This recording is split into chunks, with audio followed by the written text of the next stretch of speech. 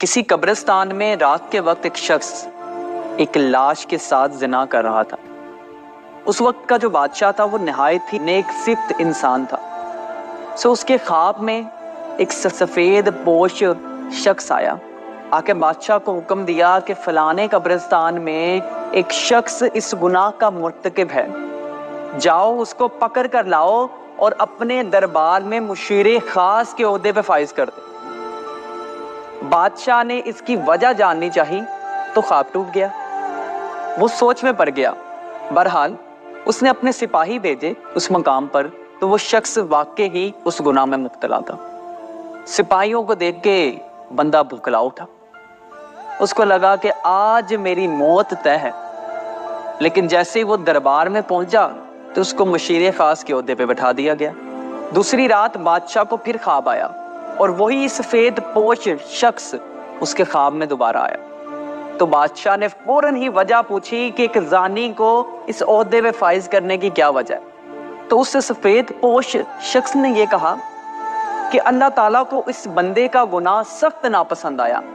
لیکن چونکہ ابھی اس کی موت کا وقت نہیں ہے،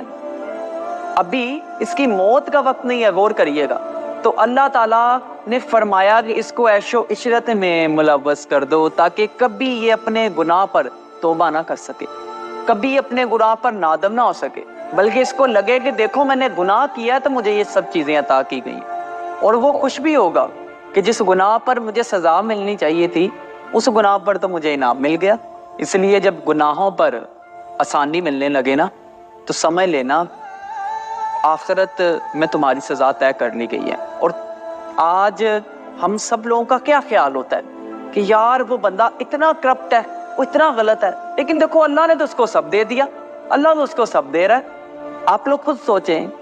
اکثر لوگ ہوتے ہیں ان کو گناہوں کا موقع ملتا ہے، بار بار ملتا ہے، نقصان بھی کوئی نہیں ہوتا، کسی مصیبت میں بھی مبتلا نہیں ہوتے، اور ہم ان کو دیکھ کر اپنا ایمان کمزور کر لیتے ہیں۔ پہلی بار گناہ پر دل زور زور تک دھڑکے گا،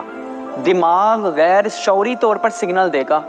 دل کو ٹھیس پہنچے گی، جسم لاغر ہونے لگے گا، جسم کانپنے لگے گا۔ یہ وہ وقت ہوتا ہے جب ایمان جھنجھو رہا ہوتا ہے کہ باز آ جاؤ، پرے ہٹ جاؤ، لیکن جب دوسری باری آئے گی تو اس چیز میں کمی ہونا شروع ہو جائے گی، اور پھر ایک ٹائم آتا ہے انسان مست ہو جاتا ہے، خوش ہو جاتا ہے، لیکن اس کو یہ پتہ نہیں ہوتا کہ اوپر والے نے کنیکشن کاٹ دیا ہے۔